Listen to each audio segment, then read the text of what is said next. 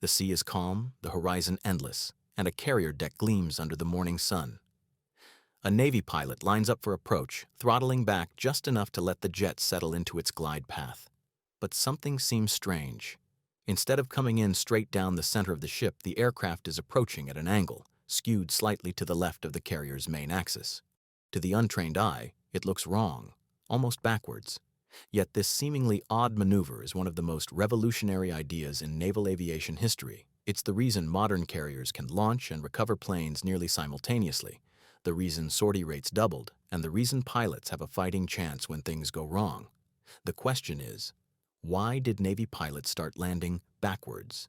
And how did that simple geometric shift transform the world's most complex war machines into the floating airfields we know today?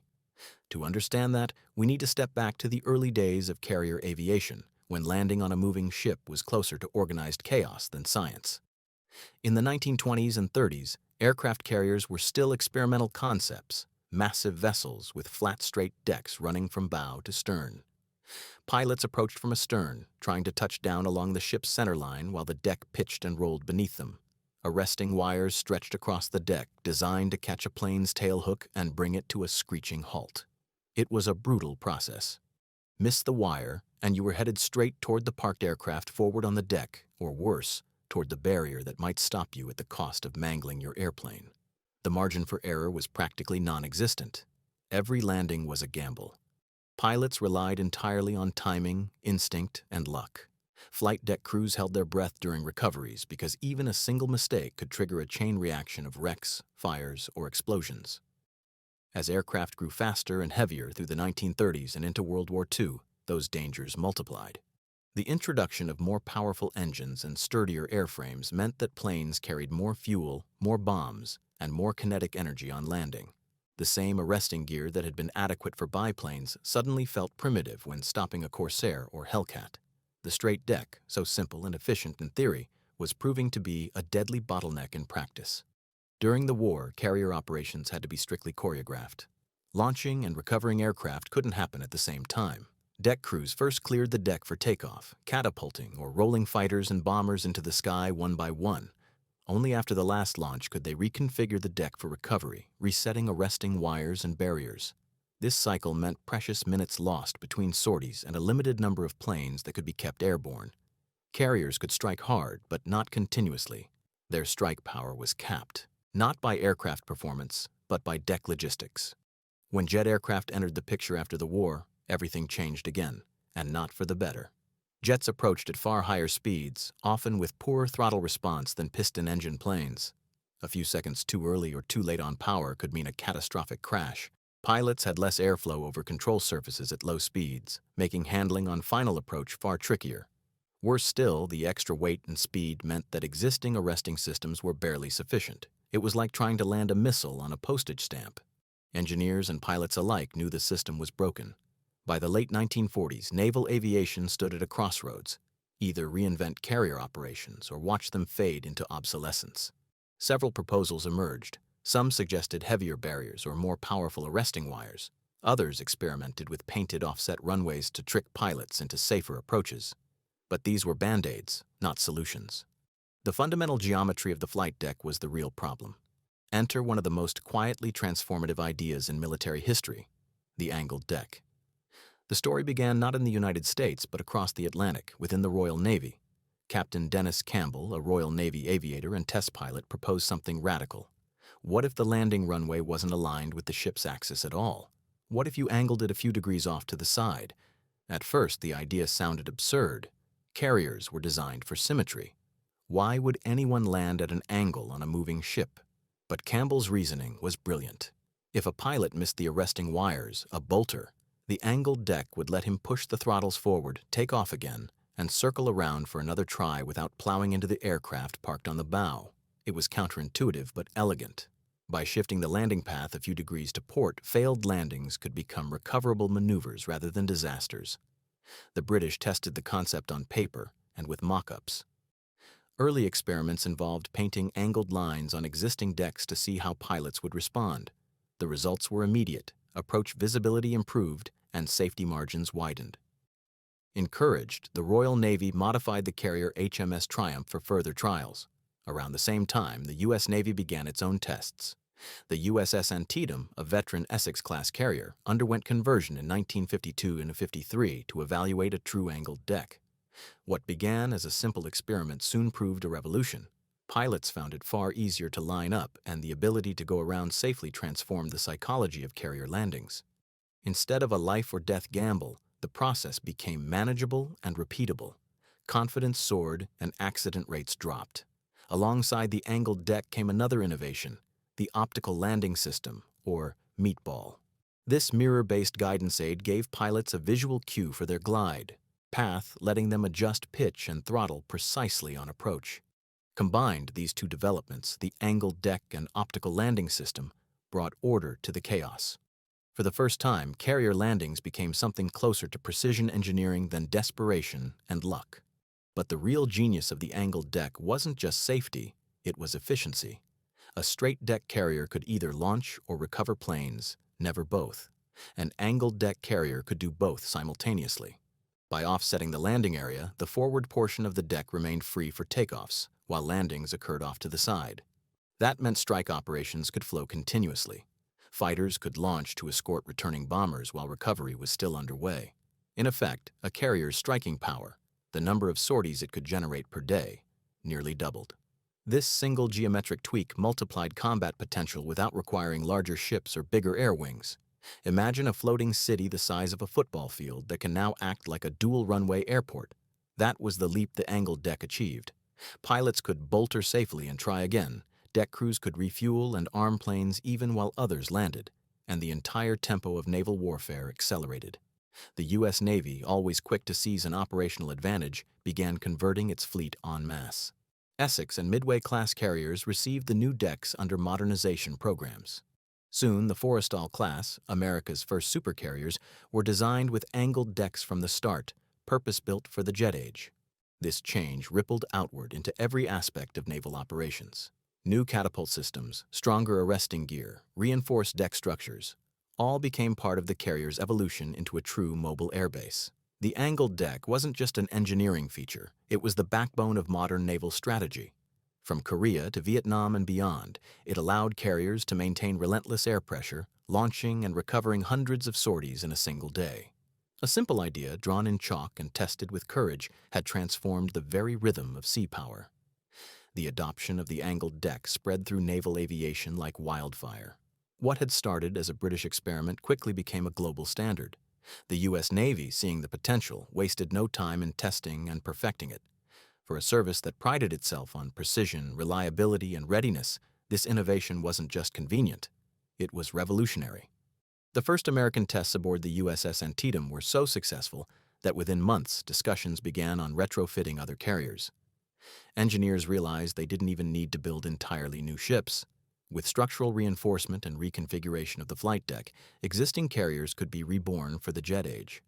From a sailor's perspective, this change was dramatic. The angled landing area fundamentally altered how flight operations felt. Before, during recovery, everyone on deck froze. No one moved aircraft forward, no one fueled, no one armed. The entire ship's rhythm halted to receive returning planes. But now, recovery could take place on the angled deck while the forward section remained a launch zone. Planes could be towed, refueled, and armed even as their squadron mates landed mere yards away. It turned the carrier into a living, breathing machine in constant motion. The launch-recover-launch cycle became a continuous loop rather than a stop-start process. For pilots, the difference was just as profound. On a straight deck, missing the arresting wire meant catastrophe. Every approach carried the knowledge that there were only two outcomes: catch a wire or crash. But on an angled deck, a missed arrest wasn't a death sentence. The pilot simply pushed the throttles forward, lifted off, and came around again. This new margin of safety not only saved aircraft and lives, it changed the psychology of carrier aviation. Landing no longer felt like gambling with fate. Confidence replaced dread. Pilots began to train more aggressively, refine approaches, and focus on precision rather than survival. The Navy's data soon backed up what pilots already felt. Accident rates dropped sharply after angled decks were introduced. The ability to go around safely eliminated a whole class of deck collisions. Meanwhile, optical landing systems made approaches more consistent. The meatball gave pilots immediate feedback about whether they were too high or too low on the glide slope. By keeping the glowing light aligned with reference bars, they could fine-tune their descent to touch down within the perfect arresting window. It was an elegant, analog solution that made visual landings far more reliable. At the same time, the Navy's modernization programs were in full swing. The so-called SCB-125 and SCB-110C-1110A projects focused on upgrading the Essex and Midway classes respectively. These conversions added angled decks, stronger arresting gear, and steam catapults capable of launching the heavier jet aircraft of the 1950s. It was a massive engineering feat. Entire sections of the flight deck were rebuilt, island superstructures were moved, and internal hangars were reorganized to match the new traffic flow. For the crews who lived through it, it felt like serving on a brand new ship. The introduction of the Forrestal class cemented the concept as permanent. These were the first carriers designed from the keel up for jet operations and angled decks. Launched in the mid-1950s, they were the largest warships in the world at the time, boasting 4 catapults, an 8-degree angled landing area, and massive flight decks that dwarfed earlier ships. They were floating runways capable of launching and recovering planes continuously, something no Navy had ever achieved before. All these advancements combined to double, and in some cases, nearly triple, sortie generation rates. A carrier that once managed perhaps 70 or 80 sorties a day could now sustain over 150. In combat terms, that meant more patrols in the air, more bombs on target, more coverage for the fleet. The strike power of a carrier was no longer defined only by its air wing size, but by how efficiently it could cycle aircraft in and out of battle. The angled deck had turned the carrier from a sequential machine into a parallel one. Behind the statistics lay an equally important shift in mindset. The angled deck embodied a philosophy of redundancy and resilience. It accepted that human error, turbulence, or mechanical failure could cause a bolter, and instead of punishing those failures, it planned for them. It turned mistakes into manageable events. This idea, that design could absorb error rather than demand perfection, was a quiet revolution in military engineering. Of course, such transformation didn't happen without skepticism. Traditionalists within naval circles questioned whether the added complexity was worth it. They worried that the ship's structural integrity might be compromised, or that angled approaches would make landings harder in rough seas. Early test pilots had to overcome ingrained habits. After years of straight-in approaches, retraining muscle memory was no small feat. But within a few years, the results spoke louder than any debate. Pilots who had flown both types of decks overwhelmingly preferred the new system. Accidents fell, tempo increased, and operational commanders saw their options multiply. It's hard to overstate how this single innovation rippled through the rest of carrier design. The angled deck didn't just change the runway, it changed everything connected to it. Catapults had to be repositioned to clear the landing area. Elevators that moved aircraft between hangar and deck had to shift to avoid interference. Even the location of the island, the carrier's tower of radar and control systems, moved to optimize visibility and air traffic control. Every piece of equipment on the deck had to fit into a new choreography of motion. That choreography, when viewed from above, was mesmerizing. Launch crews in yellow shirts marshalling jets into position, green-shirted catapult crews connecting holdbacks and checking steam pressure, red-shirted ordnance crews arming bombs and missiles on parked aircraft. And meanwhile, on the angled deck, an incoming jet's tailhook snagging a wire, jerking to a stop, folding its wings, and taxiing forward as another plane rolled in behind it. The entire cycle became a living ballet of steel and human coordination, something only possible because the landing path had been turned slightly off the ship's spine. As the Cold War escalated, this efficiency became strategic gold. The United States could project air power globally, maintaining carriers on station in multiple oceans, each capable of sustained operations without the downtime that plagued older designs. The ability to launch and recover simultaneously meant that reconnaissance, interception, and strike missions could overlap. Carriers became floating command centers that never rested. The ripple effect extended beyond the United States. Other navies, British, French, Australian, and eventually Soviet, began adopting the angled deck as well. It became an unspoken rule. If your carrier was to operate jet aircraft, it needed a canted deck. Even countries with smaller fleets recognized the logic. The design's simplicity and effectiveness were undeniable. From the Royal Navy's Ark Royal to France's Clemenceau and Russia's Admiral Kuznetsov, the angled deck became a universal language of carrier aviation. Back in the U.S. Navy, the system continued to evolve. The introduction of steam catapults allowed even heavier aircraft, like early jet bombers and airborne early warning planes, to take off from carriers. Arresting gear grew stronger and more reliable, while flight deck coatings were improved to resist jet blast and heat. The angled deck had unlocked a new scale of aviation capability, and technology rushed to keep up. The Navy had entered a golden age of carrier design. By the late 1950s, the transformation was complete. Every major American carrier either had or was scheduled to receive an angled deck. What began as a small British idea had rewritten the rulebook of naval warfare. The geometry of that 8-degree shift became the foundation for decades of operational doctrine, defining how the U.S. projected power for generations to come. The transformation of naval aviation through the angled deck did not happen in isolation. It was part of a broader wave of innovation that was sweeping across the world's militaries during the dawn of the jet age. The Second World War had proven that the aircraft carrier was the new capital ship, the king of naval warfare, and whoever mastered carrier operations would dominate the seas. But as jet aircraft became faster, heavier, and more complex, old methods simply couldn't keep up. In many ways, the angled deck was the linchpin that made modern carrier aviation even possible. Without it, jets might have outgrown the very platforms meant to carry them. To grasp the scale of the problem before the angled deck, picture a late 1940s carrier operation. The ship steams into the wind, generating additional lift for incoming planes. A pilot in a straight-deck approach has to perfectly time his descent, flare at just the right moment, and hit the arresting wires within a window of a few dozen feet, all while the ship moves beneath him at nearly 30 knots. If he misses, his options are limited. Ahead lie parked aircraft armed and fueled. The only barrier between him and a catastrophic fireball is a series of heavy steel nets that often do as much damage as they prevent. Every landing was a controlled emergency. With jet aircraft, that risk became untenable. Early jets like the F-9F Panther or the F-2H Banshee had high approach speeds and sluggish throttle response. Unlike piston engines, which could instantly deliver power when the pilot slammed the throttle forward, early jet engines needed several seconds to spool up. That delay was deadly. If a pilot realized too late that he'd come in low, there wasn't enough time to power out. The angled deck changed that equation.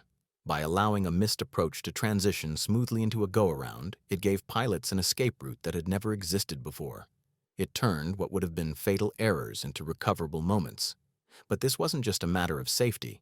It was about efficiency, rhythm, and tempo. Carriers could now cycle aircraft in ways that made old operations look primitive. In a straight-deck carrier group, flight operations were rigidly scheduled. A launch phase might take an hour, followed by a recovery phase, followed by refueling and rearming. In between, the ship's deck was often empty, no launches, no recoveries, as crews scrambled to reconfigure equipment. With the angled deck, those artificial pauses disappeared. A returning strike group could begin recovery even as new fighters rolled forward to launch. Every second of deck time was used productively. For commanders, this meant one thing: more power projection. The term strike power doesn't just mean bombs or missiles. It refers to the number of combat sorties a carrier can generate in a given time. Each sortie represents a pilot, a plane, and a mission. When the Navy realized that angled decks could nearly double the number of sorties per day, the implications were staggering. A single carrier task force could now deliver the same level of sustained air operations that previously required 2 or 3 carriers. In wartime planning, that efficiency was worth billions of dollars and countless lives. On the human side, the angled deck had another profound effect. It redefined what it meant to be a naval aviator. Before its introduction, carrier landings were viewed as a terrifying art form, a skill that separated the truly elite from everyone else. Pilots spoke of night traps, nighttime carrier landings, with a mix of awe and dread. It was said that there were no old, bold carrier pilots because few survived long enough to become both. But with the angled deck and the optical landing system, training shifted from instinct to precision. It was no longer about feeling the perfect moment. It was about reading the signals, responding correctly, and trusting the system. Naval aviation became less about daredevilry and more about discipline. That didn't mean it became easy. Even with an angled deck, carrier landings were among the hardest feats in aviation. Pilots still had to contend with wind, turbulence, and the unpredictable motion of the ship. But now they had the tools to manage those challenges systematically. The mirror landing system, the meatball, became the pilot's lifeline. Floating above the deck, a bright orange light indicated the correct glide slope. If the ball drifted above the horizontal green lights, the plane was high. If it dropped below, the pilot was low. The goal was to keep the ball centered all the way to touchdown. It was simple, elegant, and effective. The first pilots to train under this new system described it as liberating. Instead of relying on shouted signals from landing officers or gut instinct, they had real-time feedback. It created a feedback loop between pilot and machine that was decades ahead of its time. Later, this would evolve into the Fresnel lens optical landing system, essentially a high-tech, more precise version of the same idea that remains in use today. While safety improved and accidents declined, something else changed: the entire dynamic of the flight deck. The new geometry meant the forward deck was now free real estate. Crews could stage aircraft for launch while recoveries were ongoing, turning the carrier into a perpetual motion factory. To make this possible, catapults were moved to the bow, where they wouldn't interfere with landing traffic. New deck markings were introduced, helping direct aircraft along precise taxi routes. The choreography of carrier operations became even more intricate, but also far more efficient. As deck operations sped up, new problems emerged. Jet blast, for instance, became a serious hazard. The angled deck put landing and launching aircraft in closer proximity than ever before, and the powerful exhaust from jet engines could knock down crewmen or damage nearby planes. To solve this, engineers introduced blast deflectors, large steel panels that rose behind a launching jet to redirect its exhaust upward. Once again, the angled deck had driven innovation elsewhere, forcing every element of carrier design to evolve. By the end of the 1950s, the U.S. Navy had turned its carriers into marvels of engineering efficiency. The angled deck, the optical landing system, the steam catapult, and the new deck layout together formed a synergistic whole, a perfect storm of design where each piece made the others stronger. Carriers were no longer just ships with planes. They were floating ecosystems of motion, precision, and power. In exercises, the results spoke for themselves. Carriers could now keep half their air wings in the sky while the other half refueled and rearmed. Strike missions could launch in waves, with returning aircraft feeding directly into the launch cycle. The tempo of warfare had changed. Enemy radar operators tracking U.S. Navy groups in the 1960s often remarked that it seemed as though the carriers never stopped flying. That illusion was born from the angled deck's magic, the ability to sustain constant motion. Even on the deck itself, the atmosphere changed. The tension of recoveries eased. Pilots no longer approached with the same paralyzing fear of failure. They trusted that if something went wrong, they could try again. Deck crews, too, found new confidence. They could work on aircraft even as others were landing, secure in the knowledge that the geometry of the deck protected them from runaway jets. What once felt like chaos became controlled precision. The Navy's leadership quickly realized that this design wasn't just an upgrade, it was a new era. They began embedding angled decks into every new ship design, refining the degree of cant and experimenting with deck lengths and arresting wire placements. It wasn't long before the standard 8-degree angle became a global benchmark. Every Navy that wanted to operate serious jet aircraft adopted it. The angled deck had done more than fix a problem. It had redefined the limits of what was possible at sea. It showed that sometimes the greatest revolutions aren't about new weapons or engines, but about geometry, about rethinking how humans and machines share space and risk. And in doing so, it turned the carrier from a precarious experiment into a weapon of unmatched endurance and reach. By the early 1960s, the angled deck had become a defining feature of the modern aircraft carrier. What once seemed like a daring experiment was now accepted doctrine across the world's navies. Every shipyard that built or refitted carriers incorporated the design as if it had always been there, as though it were inevitable.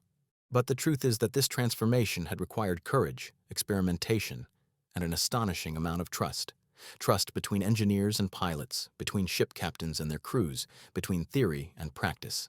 It was the rare kind of innovation that not only changed machines, but also reshaped the people who used them. On board a carrier, life revolved around the deck. The flight deck was both workplace and battlefield, a place of constant movement and danger. Before the angled deck, every launch and recovery was like a high-stakes coin toss. Deck crews operated under the shadow of fear. The knowledge that one bolter or one blown landing could set off a chain reaction of explosions kept everyone on edge. But with the new design, the psychology of the entire operation changed. There was still danger, There always is when working around aircraft weighing tens of thousands of pounds moving at combat speeds. But there was also predictability. The angled deck brought order to the chaos. On the bridge, commanding officers noticed something else: tempo. A carrier's power lies in its ability to project continuous air operations. Before the angled deck, carriers were powerful but episodic. They could deliver devastating strikes, but only in bursts, separated by long periods of reorganization. After the change, operations became seamless. Pilots launched, struck targets, and returned without waiting for the deck to reset. Maintenance teams could prepare the next wave while the previous one landed. It was like turning a single-track railroad into a double-track. Traffic flowed both ways without interference. The entire rhythm of carrier warfare shifted from discrete cycles to continuous momentum. This new tempo had far-reaching strategic effects. During the early years of the Cold War, the U.S. Navy was tasked with global presence, keeping carriers on station in the Mediterranean, the Pacific, and beyond, ready to respond to crises at a moment's notice. The angled deck allowed them to sustain higher sortie rates for longer durations, which meant greater persistence in surveillance, deterrence, and power projection. A single carrier group could now maintain a constant air presence over a region, something impossible with straight-deck ships. It wasn't just about landing differently, it was about controlling time itself, compressing the turnaround between missions to such a degree that American air power became nearly continuous. In practical terms, this also transformed the way naval battles would be fought. During World War II, carrier engagements like Midway were decided by timing. Whoever could launch and recover first held the advantage. With the angled deck, that timing gap vanished. The U.S. Navy could maintain simultaneous offensive and defensive operations, launching interceptors to meet enemy aircraft even while recovering bombers from their own strike missions. It made carriers vastly more self-sufficient and less vulnerable during critical moments. The launch or recover dilemma, the defining limitation of the straight-deck era, was gone forever. Meanwhile, technology raced to keep pace with these operational demands. The optical landing system, first developed as a simple mirror and light setup, evolved rapidly. Engineers refined it into a Fresnel lens array that projected precise glide path information to approaching pilots. It became so accurate that landing signals officers, those who once used paddles and hand signals to guide aircraft, transitioned into supervisory roles, monitoring landings rather than actively directing them. The system was so reliable that it could be used day or night in nearly all weather conditions. For the first time, carrier aviation had an instrument that blended human intuition with optical precision. The impact of these systems extended far beyond technology. They transformed pilot culture itself. In the old days, a carrier aviator's reputation often hinged on luck as much as skill. A single mistake could end a career or a life. But now, training emphasized consistency. Pilots learned to fly the ball, to keep their focus on the optical cue instead of the deck. The phrase, "call the ball," entered naval vocabulary, becoming a rite of passage for aviators. When a pilot radioed "ball" to the carrier's air traffic controllers, it meant he had visual contact with the optical landing system and was flying the correct glide path. It was shorthand for competence, trust, and readiness, a phrase that embodied decades of progress in both design and discipline. The technical sophistication of the angled deck also inspired further innovations in how carriers were constructed and maintained. Deck materials had to be stronger and more heat-resistant to endure the punishment of jet exhaust. Arresting cables were upgraded to handle higher landing speeds and greater kinetic energy. Catapults evolved from hydraulic to steam power, capable of launching planes weighing over 60,000 pounds. Even the layout of the ship's internal spaces changed. Hangars, maintenance bays, and elevators were redesigned to optimize the new flow of aircraft between launch and recovery. Every detail of carrier architecture was rewritten around the geometry of that 8-degree cant. As the technology matured, the benefits became quantifiable. Navy analysts measured sortie generation, the number of aircraft that could be launched, recovered, serviced, and relaunched within a given period. The data was stunning. A carrier equipped with an angled deck could sustain nearly twice as many sorties per day as its straight-deck predecessor, often exceeding 120 or even 150 launches in a 24-hour period. This was more than an incremental improvement. It was a doubling of offensive capability without a single additional aircraft. It allowed admirals to think differently about force structure. Instead of needing multiple carriers to maintain constant air cover, one ship could now fulfill multiple mission profiles simultaneously: strike, reconnaissance, and combat air patrol. This efficiency also translated directly into survivability. In combat, carriers are most vulnerable when launching or recovering aircraft because their deck configurations restrict maneuverability. The angled deck reduced those windows of vulnerability. With operations flowing continuously, there was no longer a clear recovery phase for the enemy to exploit. The ship could maneuver, launch, and recover all at once, maintaining both its mobility and its readiness. Strategically, it turned the carrier from a target of opportunity into a moving fortress. Of course, this new capability came with new challenges. Continuous flight operations meant continuous stress on crews. The pace of work intensified. Deck crews labored around the clock in deafening noise and blistering heat, directing jets, fueling them, arming them, and clearing the way for each recovery. Pilots faced longer cycles in the air and shorter turnaround times between missions. The carrier became a machine that demanded precision from every human cog within it. Yet morale remained high, because everyone understood they were part of something extraordinary.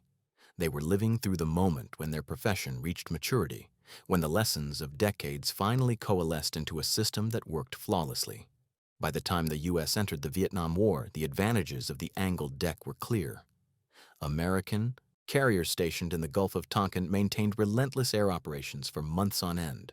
The ability to launch and recover simultaneously allowed them to keep a nearly constant rotation of aircraft over North Vietnam. Jet bombers, reconnaissance planes, and fighters flowed in an unending cycle between sea and sky. Pilots often described the experience as being part of a giant coordinated organism, a living entity of steel, smoke, and motion. The angled deck was its heartbeat. For the sailors and officers who witnessed this transformation, it was humbling. They knew that this miracle of efficiency had grown from one simple insight, that a few degrees of tilt could mean the difference between chaos and control, between disaster and dominance. They saw how design could shape destiny, how geometry itself could double the power of a navy. And as carriers evolved further, from the Forrestal class to the Kitty Hawk and Nimitz classes, the angled deck became more than a feature. It became a symbol of modern naval power, as recognizable as the American flag painted on a fighter's tail. By the mid-1960s, aircraft carriers had become the beating heart of U.S. military power, and the angled deck had proven its worth beyond all doubt. The Navy no longer saw its carriers as vulnerable relics of a bygone age, but as the ultimate expression of flexibility, endurance, and dominance. Every fleet admiral knew that if a crisis erupted anywhere in the world, the first question was not, "What can we do?" but "Where is the nearest carrier?" The angled deck made that question meaningful because it guaranteed that those floating air bases could sustain operations indefinitely, projecting force day and night without pause. If you stood on a carrier flight deck in that era, the sense of movement was overwhelming. The air smelled of jet fuel and salt, the deck reverberated with the thunder of catapults and engines, and the horizon shimmered in heat haze. Planes taxied forward, wings folded, weapons loaded, while others came screaming in to trap on the angled deck. In that chaos, every second mattered. The deck crews, often just out of their teens, worked with surgical precision. They trusted the geometry of their ship as much as they trusted each other. The angled deck wasn't just an innovation, it was the foundation that made their coordination possible. In the operations rooms below deck, officers watched the rhythm unfold in real time. Colored lights tracked aircraft status. Red for arming, green for ready, blue for airborne. It was a living symphony of timing and control. The ability to recover and launch simultaneously meant the carrier could sustain constant aerial coverage, an unbroken chain of aircraft cycling through missions. For reconnaissance, this meant round-the-clock eyes over the ocean. For strike operations, it meant continuous waves of power. It was as though the angled deck had turned the ship into a perpetual motion machine. Its energy measured not in horsepower, but in sorties. Strategists began to recognize that the angled deck had fundamentally changed naval doctrine. In earlier generations, carriers were tactical assets, fleet support weapons used to strike enemy ships or bases. But now they were strategic instruments capable of shaping entire theaters of war. They could hold a coastline under surveillance, strike inland targets hundreds of miles away, and maintain a defensive umbrella of fighters all at once. The doubling of strike power wasn't just about numbers. It was about the transformation of role and reach. A single carrier could now perform the missions that once required an entire task group, giving commanders flexibility that reshaped the way wars were planned and fought. This wasn't lost on America's rivals. The Soviet Union, observing the effectiveness of U.S. carriers in the Pacific and Atlantic, began rethinking its own naval strategy. Soviet designers experimented with hybrid carriers and missile cruisers, but even they could not ignore the brilliance of the angled deck. The concept spread quietly but steadily through naval architecture across the globe. Nations that operated carriers, Britain, France, Australia, Canada, and later India, adopted the angled deck as standard. Even small-deck carriers, which operated lighter aircraft or helicopters, mimicked the canted layout in miniature. It became a universal symbol of modernity. But perhaps the most remarkable thing about this revolution was how understated it was. There was no grand unveiling, no single day when the world realized the future had arrived. The angled deck crept into existence quietly, ship by ship, until one day it was simply everywhere. Like many great innovations, it didn't shout. It simply worked so well that it erased all memory of what came before. Yet behind that quiet success lay countless hours of experimentation and human courage. The first test pilots to land on the USS Antietam's angled deck weren't just flying, they were gambling. No one knew for sure how the airflow over the deck would behave or whether the arresting wires would handle the new approach geometry. But they trusted the math, and more importantly, they trusted each other. The results vindicated them.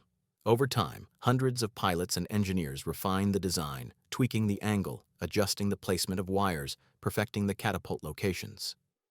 Every minor change rippled through the carrier's ecosystem, each one making the system safer, faster, more reliable.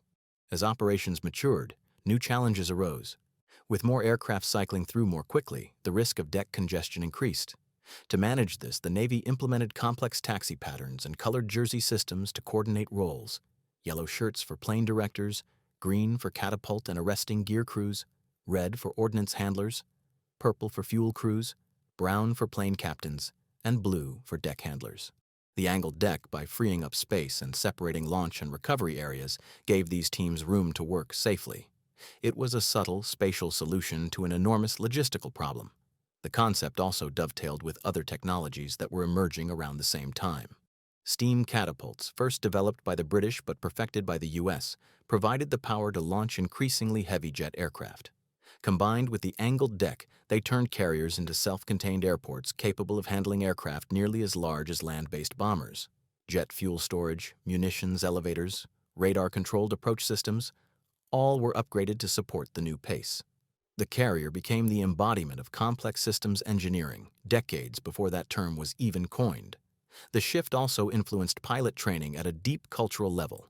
Carrier qualification, the rite of passage for every naval aviator, was now defined by mastering the angled deck. The precision required to trap cleanly, catching the third or fourth wire at just the right speed, became a measure of professionalism. Instructors drilled into trainees the importance of consistency. Every landing should look identical to the last. The mantra, "fly the ball, call the ball," became sacred. The optical landing system was not just a tool, but a covenant between the pilot and the ship. Veteran pilots often remarked that the angled deck gave them confidence in a way no previous generation had known. They still respected the danger. It never went away. But they also felt that the carrier was on their side now. The design no longer punished mistakes. It gave them room to recover. One aviator famously said, "It felt like the ship was finally working with us, not against us." That sentiment captured the essence of what the angled deck achieved: a reconciliation between human imperfection and mechanical precision. In the broader scope of naval history, this was nothing short of revolutionary. For centuries, seafaring had been defined by rigid constraints: the physics of wind, water, and steel. Ships could be faster, larger, or stronger, but they still obeyed the same laws. The angled deck represented something different. It was a conceptual leap, a rethinking of geometry and motion that used the ship's own size and speed to solve its most dangerous problem. It wasn't about adding more technology or power. It was about using space intelligently. Even from an engineering standpoint, it was elegant, angling the landing area just a few degrees off the ship's centerline redistributed forces during landing, reducing stress on the deck structure. The impact zones were better positioned to absorb loads, and maintenance crews found it easier to service arresting cables without disrupting other operations. The more engineers studied the design, the more they realized how perfectly balanced it was: a fusion of physics and practicality that solved multiple problems at once. The influence of the angled deck even extended into ship aesthetics. Carriers began to look more dynamic, more purposeful. The subtle offset of the flight deck gave them a sense of motion even when anchored. It became an instantly recognizable silhouette, the hallmark of power at sea. When satellites photographed fleets from orbit, the angled flight deck stood out like a signature, a mark of technological maturity. It was geometry as identity. For the U.S. Navy, this geometry meant far more than just efficiency. It meant survivability, adaptability, and dominance. Every lesson learned on those early angled decks laid the groundwork for the supercarriers that would follow. The Forrestal class had proven the concept. The Kitty Hawk and Enterprise classes refined it. And soon, the Nimitz class would perfect it, making the angled deck synonymous with American naval supremacy. The arrival of the Nimitz-class carriers in the 1970s marked the moment when the angled deck reached its ultimate expression. These were not just ships, they were floating cities, each capable of supporting a crew of over 5,000 sailors and aviators and carrying nearly 100 aircraft. The angled deck wasn't simply an add-on feature anymore. It was the very heart of the ship's design philosophy. Everything on a Nimitz-class carrier revolved around the efficiency it provided. Every system, from the catapults to the elevators, from the fuel lines to the command center, was built to sustain the tempo that the angled deck made possible. Aboard these giants, the tempo of flight operations became almost relentless. At dawn, the deck roared to life as catapults flung aircraft skyward one after another, and the air filled with the high-pitched whine of turbines. At any given moment, dozens of aircraft were either preparing for launch, taxiing into position, or coming in for recovery on the angled runway. This constant flow created an atmosphere that was equal parts orchestral and industrial, a ballet of power and precision choreographed across steel, smoke, and adrenaline. And at the center of it all, directing this chaos with unshakable calm, stood the air boss, the officer responsible for every takeoff and landing. For the air boss and his team in the control tower, the angled deck was a godsend. It provided the freedom to coordinate launches and recoveries in a fluid, almost organic rhythm. Instead of halting one process to begin another, they could manage both simultaneously, adjusting timing and spacing with a few words over the radio. The ship itself felt more alive, more flexible, and more responsive to changing tactical needs. Whether launching fighters to intercept a distant threat or recovering reconnaissance planes returning from a mission, everything flowed through that angled deck. The geometry even influenced how the ship maneuvered. Carriers always turn into the wind for launch and recovery. But with the angled deck, the relative wind direction became a more forgiving variable. The ship could maintain higher speeds and adjust heading without compromising the landing pattern. This improved both safety and readiness, especially in unpredictable weather. Even small details, like how the deck's non-skid surface was textured or how the lighting was arranged, were refined to maximize pilot visibility on approach. It was a system honed to perfection through decades of trial, error, and evolution. From a strategic standpoint, these improvements had a cascading effect. The Nimitz class could sustain air operations on a scale that dwarfed anything seen before. A single carrier could generate hundreds of sorties per day, maintaining an air presence across an entire region. During peacetime, this meant surveillance, deterrence, and rapid response. During conflict, it meant overwhelming, unrelenting pressure on the enemy. The phrase "doubling of strike power" barely captured the magnitude of what had been achieved. The angled deck had turned the aircraft carrier into a weapon of continuous engagement, a force that could launch, strike, recover, and launch again without pause. The Vietnam War had already demonstrated the tactical advantage of this capability, but by the 1980s it became the cornerstone of U.S. strategy. Carriers operated as the central hubs of carrier strike groups, flanked by cruisers, destroyers, and submarines. Together, they formed floating fortresses capable of independent action anywhere on the planet. None of this would have been possible without the efficiency of the angled deck. It was what allowed the carrier to maintain round-the-clock readiness, to keep its air wings cycling endlessly between launch and recovery without the downtime that once limited operations. For the pilots, flying from these supercarriers represented the pinnacle of their profession. Landing on an angled deck, especially at night or in rough seas, remained one of the most demanding feats in aviation. Even with all the technological aids, the optical landing system, radar guidance, deck lighting, success still depended on instinct and skill. Every approach was an exercise in precision. Pilots trained endlessly to perfect the sight picture, the position of the meatball light relative to the green datum bars, the subtle corrections on throttle and stick that kept them aligned. When done right, the result looked effortless, but every flawless landing was built on years of muscle memory and discipline. The angled deck also influenced carrier tactics in subtle but profound ways. For one, it allowed commanders to adopt what became known as cyclic operations. Instead of launching a single wave of aircraft and waiting for them all to return before launching the next, the carrier could maintain a constant rotation of missions. Aircraft would take off in groups, complete their objectives, and return on staggered schedules, keeping the deck in continuous motion. This method maximized sortie rates and kept the pressure on the enemy while minimizing downtime. It was an operational tempo that only angled deck carriers could sustain. Another less obvious advantage was maintenance efficiency. Since aircraft could land and taxi forward along the angled deck without interfering with launches, maintenance crews could begin inspecting and refueling planes immediately. Weapons crews rearmed aircraft while engines still cooled, technicians ran diagnostics, and deck directors guided each jet to its next position. The cycle of preparation became nearly seamless. Where earlier carriers might take hours to rearm for another strike, modern carriers could be ready in minutes. This wasn't just about engineering. It was about rhythm, about turning the deck into a conveyor belt of combat readiness. Even as technology advanced, the fundamental principle of the angled deck never changed. New systems were layered on top of it: automated landing aids, computerized flight control, and deck management software. But the core geometry remained untouched. It was the rare example of an innovation so effective that it resisted obsolescence. Decade after decade, aircraft grew faster and heavier, but the angled deck continued to accommodate them with minimal modification. It was proof that the best ideas are often the simplest ones. By the late 20th century, the angled deck had become synonymous with the concept of the modern carrier. It was impossible to imagine one without the other. When people thought of American naval power, they pictured those massive flight decks stretching into the horizon, angled sharply to one side, launching and recovering aircraft in a constant roaring cycle. That sight alone carried political and psychological weight.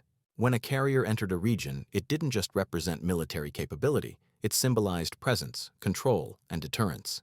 It said to friend and foe alike, "We are here, and we can stay as long as we need to." For other navies, the lesson was clear. Even nations that couldn't afford massive supercarriers adopted the angled deck philosophy in scaled-down forms. Britain's HMS Ark Royal, France's Charles de Gaulle, India's INS Vikramaditya all embraced the design. It became a universal standard, not because of politics or imitation, but because it worked. The angled deck wasn't an American idea alone. It was a global solution to a universal problem, born from British ingenuity and perfected through U.S. execution. For the men and women who served on these ships, however, it was more than an abstract concept. It was a daily reality, a place where precision met danger, where every bolt, cable, and painted line mattered. The angled deck wasn't just a piece of steel, it was their workplace, their lifeline, their proving ground. Pilots trusted it with their lives every time they came into land. Deck crews trusted it to keep them safe as they stood just yards from landing jets. That mutual trust between human and machine became the essence of carrier culture.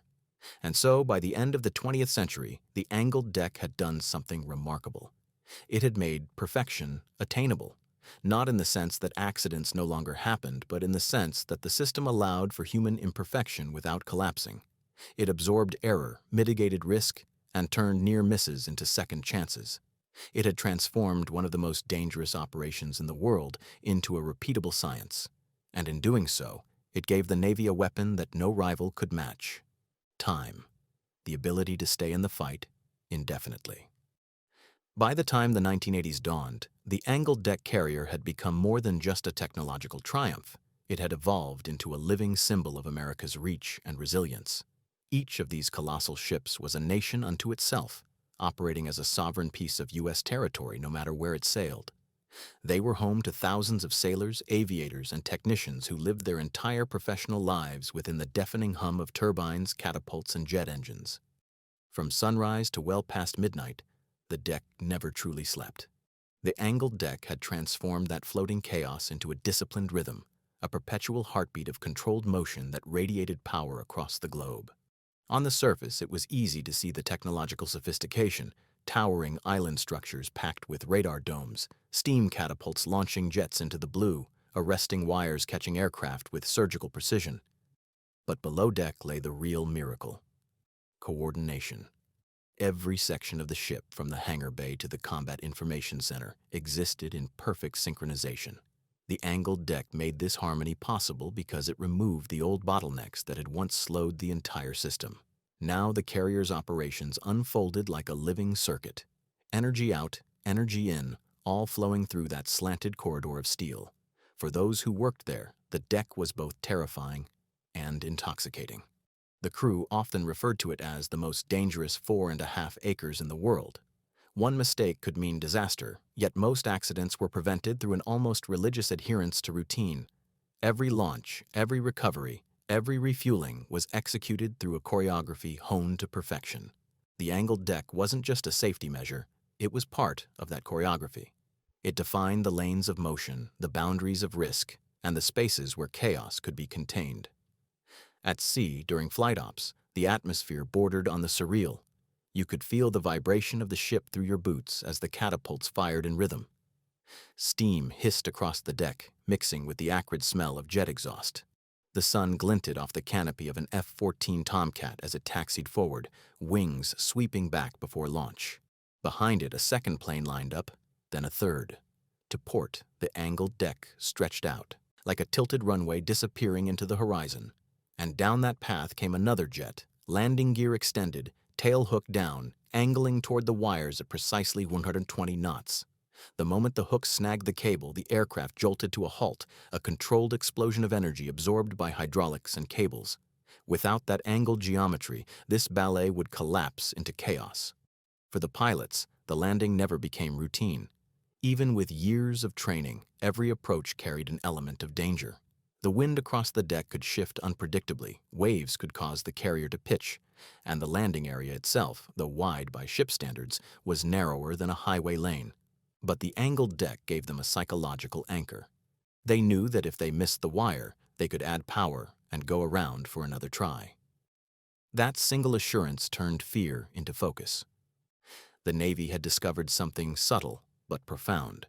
Safety wasn't the absence of danger. It was the presence of recovery. The benefits of the angled deck rippled far beyond flight operations.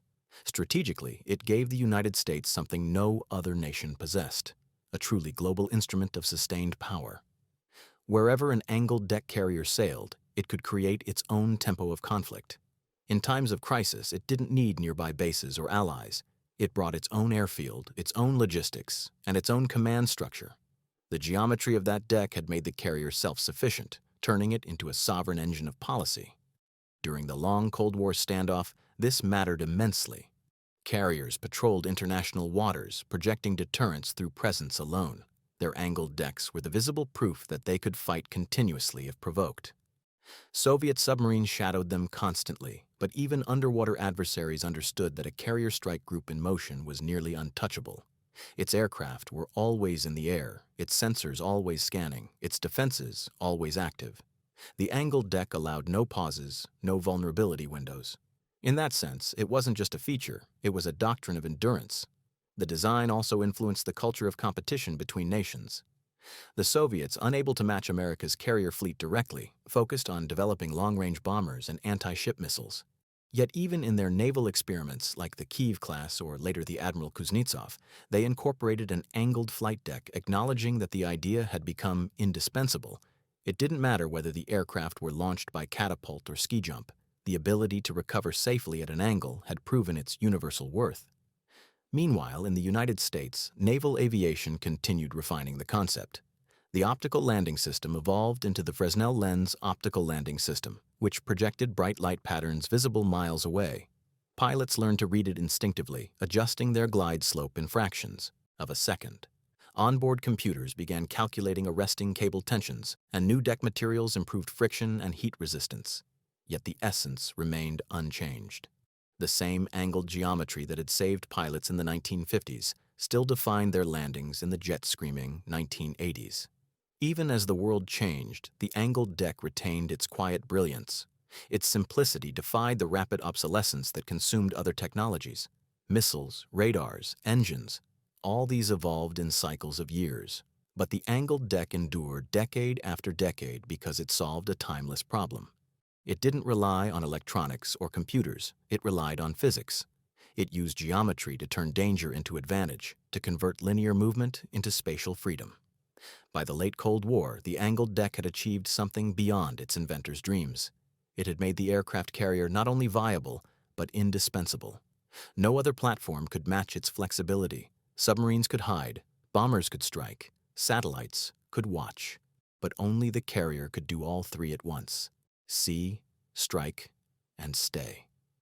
And the reason it could stay was because its deck never stopped moving, never stopped operating. It was the only battlefield in the world that could regenerate itself every minute of every day. Yet this incredible efficiency came at a human cost. Continuous flight operations pushed sailors to their limits. Crews rotated through grueling 12-hour shifts that blurred day into night.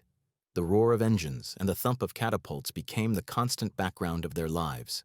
The angled deck may have made operations safer and faster, but it also demanded more from everyone aboard. There was no downtime, no long pause between launch and recovery. The ship lived in perpetual motion, and so did its crew. Still, most wouldn't trade it for anything. The sense of belonging, of purpose, of being part of the most complex machine ever built by humankind outweighed the exhaustion. When sailors looked back on their time at sea, they often described the deck with reverence. They knew its shape by instinct: the slant of the landing area, the painted stripes, the position of the arresting wires. Many compared it to a cathedral, not of stone and silence, but of steel and thunder. Every landing felt like a prayer answered, every successful recovery a small miracle performed through teamwork and trust. And at the center of that miracle was an idea so simple that it bordered on poetic: tilt the runway just enough to make failure survivable. The angled deck had started as a desperate fix for an impossible problem, but over time it became the foundation of an empire at sea, a geometric solution that redefined warfare. It didn't win wars by itself, but it made every victory possible. And as the 20th century marched toward its end, it was clear that this design, born of British ingenuity and forged in American innovation, would remain unchanged for generations. As the Cold War entered its final decades, the angled deck was no longer a novelty. It was the silent enabler of an entire military doctrine. Every operation, every deployment, every demonstration of power hinged on that slight tilt in the deck.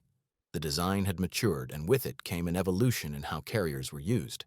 The Navy no longer thought of them merely as offensive platforms, but as flexible tools for global influence. Whether it was a crisis in the Mediterranean, tensions in the Persian Gulf, or disaster relief in the Pacific, the carrier's angled deck ensured it could adapt instantly, launching rescue helicopters one hour and strike aircraft the next. This versatility was something the straight-deck carriers of World War II could never have achieved. In those days, a carrier was a one-dimensional instrument: launch, strike, recover, repeat. The angled deck transformed it into a multi-dimensional system. Now, aircraft could be configured for completely different missions simultaneously. While bombers recovered from a strike run, fighters could be launching for combat air patrol, and helicopters could take off with supplies or evacuees. The ability to overlap tasks made the modern carrier not just a warship, but a floating operations center. Its power lay not only in destruction, but in flexibility. That flexibility was put to the test repeatedly throughout the latter half of the 20th century. In the 1970s, carriers were at the forefront of U.S. operations in Southeast Asia and the Indian Ocean, projecting strength in regions where land bases were politically untenable. The angled deck allowed them to maintain persistent air cover, a crucial capability when diplomacy required presence rather than direct combat. Even when the ships were far from any declared battlefield, they functioned as moving chess pieces of deterrence. Every time a crisis erupted, whether in Lebanon, Iran, or the South China Sea, an American carrier was usually the first to arrive. From above, the flight deck was a study in motion: the angled runway to port, the bow catapults launching to starboard, the island offset like a command tower. It was the visual embodiment of modern naval power. But beneath the surface, inside the hangar bays and ready rooms, a quieter transformation was underway. Technology had begun to merge with human intuition in new ways. Computers now tracked every aircraft's maintenance schedule, fuel status, and mission readiness. Radars guided planes through blind weather. Communication networks linked the ship to command centers thousands of miles away. Yet, despite these advancements, the essence of the operation still depended on the same simple geometry: a landing path angled just enough to let one process continue while another began. The angled deck had turned the carrier into the rarest kind of machine, one that could grow in capability without needing a complete redesign. Instead of rebuilding from scratch each time aviation advanced, the Navy simply upgraded within the same framework. New catapults, stronger cables, reinforced deck plating. These were iterative improvements, not revolutions. The revolution had already happened in the 1950s when the deck first tilted. Everything since had been refinement. Pilots who served during this period often spoke of the almost spiritual connection they felt to their ship. To them, the carrier wasn't just a machine, it was a living thing, one that breathed with the rhythm of launches and landings. The angled deck gave that life its pulse. During long deployments, when the monotony of the ocean could dull even the strongest minds, flight operations broke the silence. The roar of afterburners, the flash of catapult steam, the jolt of arresting wires, all of it reminded the crew why they were there. Each launch was a statement. We are here, and we can reach anywhere. In the early 1980s, as tensions with the Soviet Union flared again, U.S. carrier groups began operating closer to adversarial waters. Encounters between naval aircraft became more frequent, and the ability to sustain high-tempo operations was more important than ever. During these long deployments, the angled deck proved its worth daily. Continuous patrols meant dozens of recoveries and launches per hour, sometimes in the most unforgiving conditions imaginable: high seas, crosswinds, or night operations in pitch darkness. Under such circumstances, the margin for error shrank to nothing, and yet thanks to the angled deck, even a missed trap wasn't a catastrophe. Pilots could always push the throttles forward, go around, and try again. That safety margin saved lives, many of them. Every landing was a controlled crash, and the angled deck turned those crashes into choreography. The forces involved were immense. When a 20-ton jet touched down at 130 knots and caught a cable, it stopped within just a few hundred feet. The arresting gear absorbed enough energy to power a small town. On a straight-deck carrier, that energy had nowhere to go except forward, toward disaster. On an angled deck, it dissipated harmlessly to the side, away from the parked aircraft and personnel. The simplicity of that improvement masked its genius. Even in peacetime, the angled deck proved indispensable. In 1983, during the U.S. intervention in Grenada, carrier-based aircraft provided rapid air support and reconnaissance within hours of the operation's start. Later, during the 1986 strikes against Libya, the Navy launched coordinated attacks directly from the Mediterranean, proof that angled deck carriers could function as sovereign bases within range of any coastline. Each mission, no matter how brief, underscored the same truth. Because carriers could launch and recover simultaneously, they were always ready. Beyond the battlefield, the design found purpose in humanitarian and peacekeeping operations. When natural disasters struck, typhoons in the Pacific, earthquakes, near coastal regions, tsunamis in Asia, the same angled decks that once sent bombers into combat now launched helicopters loaded with medical supplies and rescue teams. The ability to maintain continuous operations without interruption made carriers uniquely suited for these missions. The geometry of war had become the geometry of mercy. As aviation technology advanced further, the aircraft themselves began to change. By the late 1980s and early 1990s, new generations of fighters like the FA-18 Hornet and later the Super Hornet replaced older models. These jets were faster, heavier, and more capable, but they still relied on the same fundamental carrier operations developed decades earlier. That continuity was a testament to the timelessness of the angled deck's design. It required no reinvention, only adaptation. In many ways, this period represented the pinnacle of the carrier's evolution. The ships were faster, safer, and more efficient than ever before. They had proven their versatility in war, deterrence, and disaster relief alike. And through it all, the angled deck remained their defining feature, the quiet, consistent enabler behind every triumph. No matter how advanced the weapons or how sophisticated the technology, every mission began and ended on that tilted strip of steel. For sailors who served during those years, the deck became a part of their identity. Its smell, its heat, the vibration beneath their boots. It was imprinted in memory. Many veterans would later say that you never forget the rhythm of a carrier deck, the rising pitch of engines, the clang of the arresting gear, the whistle of the landing signal officer, the moment of silence before impact. That rhythm became the soundtrack of their service. By the end of the Cold War, the world had changed. The Soviet Union dissolved, the great naval rivalry ended, and the seas grew quieter. Yet the carriers remained, still sailing, still launching, still landing. They were the enduring legacy of an idea born from necessity, a British captain's sketch that evolved into the cornerstone of global power projection. The angled deck had carried naval aviation from the dawn of jets into the digital age, and it was not done yet.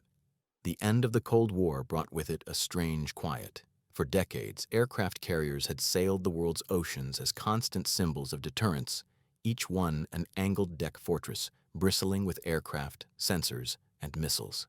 Now, the great superpower confrontation that had justified their relentless pace was over. But the carriers did not fade into irrelevance. Instead, they adapted once again. The angled deck, that piece of engineering genius conceived 40 years earlier, continued to give them the flexibility to face a new kind of warfare: regional conflicts, peacekeeping missions, and rapid humanitarian responses. When the 1990s began, the world saw just how vital that flexibility was. During Operation Desert Storm in 1991, the U.S. Navy's carrier groups were among the first forces to strike Iraq. Even though the coalition had land bases in Saudi Arabia, the carriers' presence in the Persian Gulf and the Red Sea gave commanders unparalleled freedom of action. They didn't need diplomatic approval to take off or land. Their airfields moved with them, beyond the reach of sabotage or political restriction. The angled deck made this autonomy possible. Aircraft launched and recovered around the clock in searing heat and swirling sand, maintaining the constant tempo that overwhelmed enemy defenses. The statistics from that war tell the story. During the early weeks of Desert Storm, U.S. carriers flew thousands of sorties, day and night, without pause.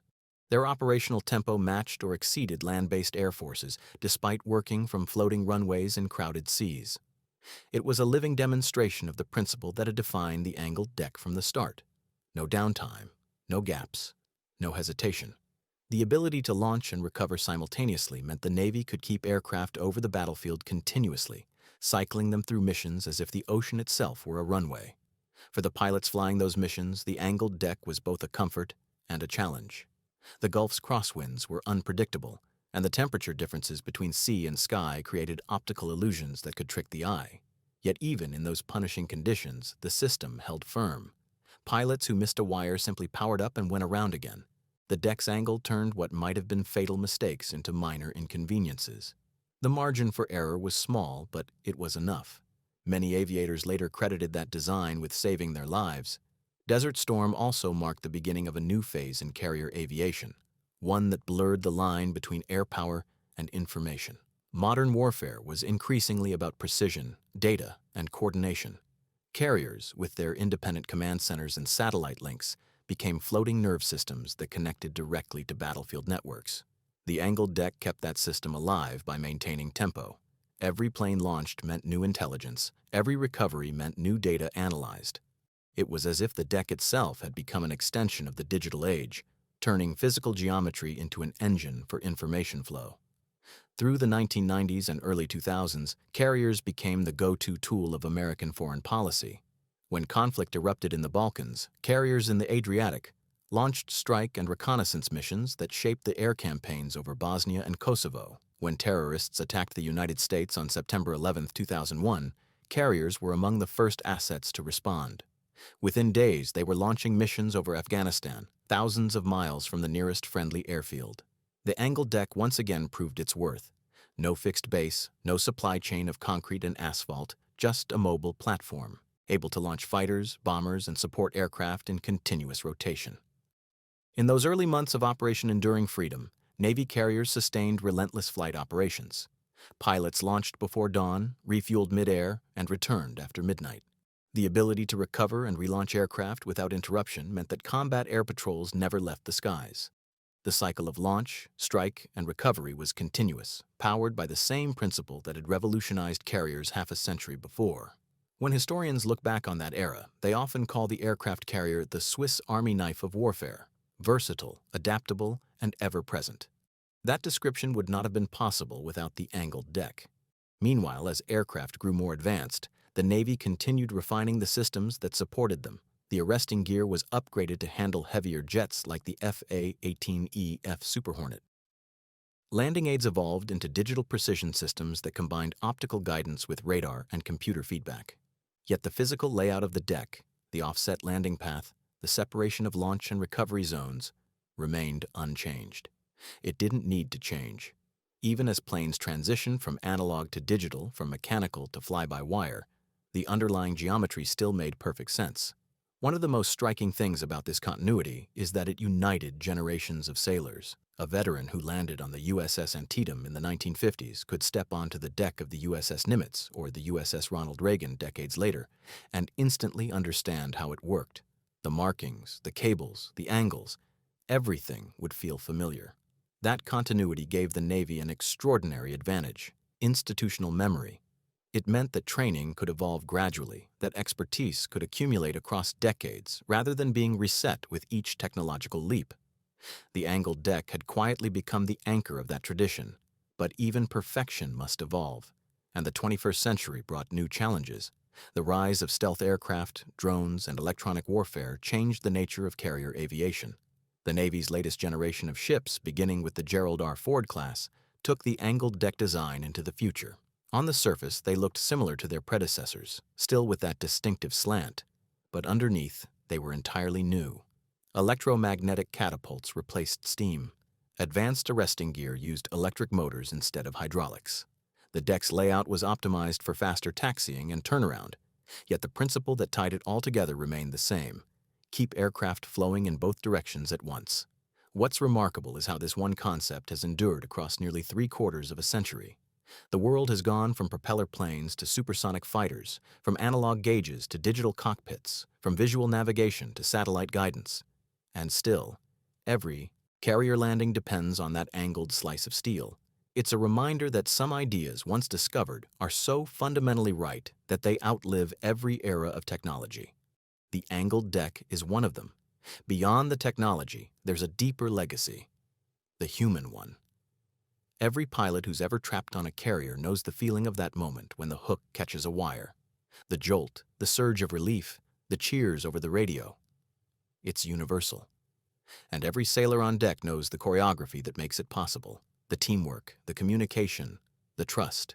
The angled deck binds all of them together, across time and generations, in a shared experience that's equal parts danger and pride. As the new millennium progressed, carriers continued to operate in nearly every corner of the globe. They responded to natural disasters in Indonesia, earthquakes in Haiti, and conflicts in the Middle East. In each case, the same process unfolded.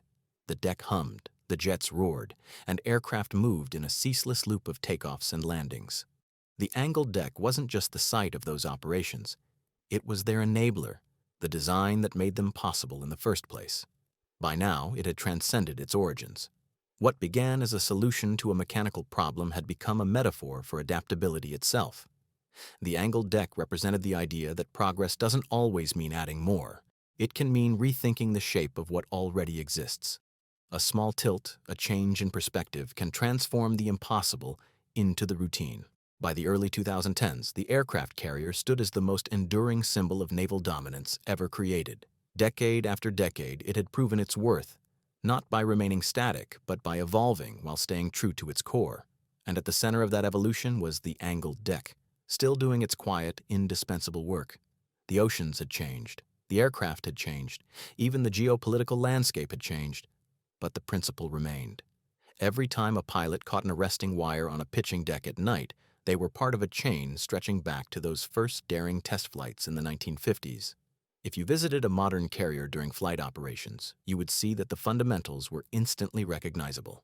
The deck still sloped off to port, the island tower still bristled with radar, and the choreography below was as tight and deliberate as ever. The biggest difference was how technology had fused with tradition. Digital sensors tracked every movement. Advanced landing systems projected holographic glide paths onto pilot displays. Deck crews wore helmets with integrated communication links. Yet the way aircraft landed, the path, the approach, the catch, was identical in principle to the first trials on the USS Antietam. The Navy's newest generation of carriers, led by the USS Gerald R. Ford, represented the next logical step in this lineage. The Ford class was designed not only for greater power generation and automation, but for operational tempo. The angled deck had been re-engineered with more efficient catapult placement and wider recovery lanes, minimizing turnaround time. Every inch of steel, every angle of the deck was measured and refined to sustain even higher sortie rates than the Nimitz class before it. The Navy's engineers estimated that these new carriers could generate up to a 30% increase in flight operations without expanding the ship's overall size, proof that innovation still flowed from the same geometric heart. Yet despite all the progress, one could still trace a straight line from the British experiments of the early jet age to the cutting-edge systems of the 21st century. That line was more than historical, it was philosophical. It spoke to the way human ingenuity thrives, not by discarding the past, but by building upon it. The angled deck was not a reinvention of the carrier. It was an evolution that allowed everything else to evolve around it. It was, in essence, the pivot point of progress. On board the Ford-class carriers, the pace of flight operations pushed human coordination to new levels. Catapults launched stealth fighters using electromagnetic pulses instead of steam, allowing for smoother acceleration and less stress on the airframes. Arresting systems used precise computer control to adjust tension in real time, reducing shock and wear on both cables and planes. The deck crews moved like clockwork, supported by automation but still relying on their instincts. The angled deck remained their stage, an unchanging platform that had supported generations before them. Pilots who transitioned from older carriers to the Ford often remarked that despite all the technological differences, the feeling of landing was exactly the same. The glide slope, the approach, the call to Roger Ball, it all carried the same weight, the same thrill. The design still rewarded skill and punished carelessness. The difference was that the modern systems made precision more measurable. Computers could analyze every approach, every landing, recording deviations down to the inch. In this way, the angled deck became not just a landing platform, but a laboratory of constant improvement. It's striking to realize that a concept born from the limitations of early jet aircraft became the foundation of operations for stealth fighters and unmanned drones. The very same principles that kept the Sea Furies and Sky Raiders safe in the 1950s now guided the F-35C Lightning II, an aircraft capable of flying at Mach 1.6 and performing computer-assisted landings. The geometry never needed rewriting, it was simply refined to accommodate new forms of flight. This enduring compatibility speaks to the brilliance of the original idea. It was not just a clever engineering trick, it was a universal solution to a fundamental problem of motion and safety. Beyond the technology, the angled deck also defined the culture of the Navy itself. It embodied the idea that progress was built on teamwork and trust. No matter how advanced the machines became, no pilot could land without the crew's guidance. No ship could operate without every department moving in harmony. The angled deck forced cooperation because it made every task interdependent. A mistake in timing, communication, or positioning could ripple through the entire system. Over time, that shared responsibility became a kind of unwritten code, a philosophy that valued precision, humility, and respect for the process. Even the language of carrier aviation carried traces of the angled deck's influence. Terms like bolter, trap, and wave-off became part of a living vocabulary that united generations of aviators. They were shorthand for success, failure, and resilience. To bolter was no longer a disaster. It was a second chance built into the system.